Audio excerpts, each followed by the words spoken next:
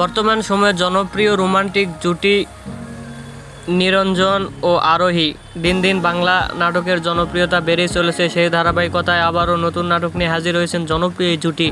নাটকটির নাম কোথায় পাবো তারে। এই নাটকটিতে অভিনয় করেছেন বর্তমান সময়ের আলোচিত অভিনেতা নিরঞ্জন ও আলোচিত অভিনেত্রী আরোহী মিম। এই নাটকটি রচনা পরিচালনা করেছেন সাব্বির আহমেদ।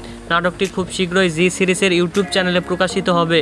আপনারা দেখতে চাইলে অবশ্যই জি সিরিজের ইউটিউব চ্যানেলে চোখ রাখুন এবং নিয়মিত নতুন নতুন নাটকের আপডেট পেতে হলে অবশ্যই চ্যানেলটিকে সাবস্ক্রাইব করে রাখুন। পরবর্তী ভিডিওর জন্য অপেক্ষা করুন।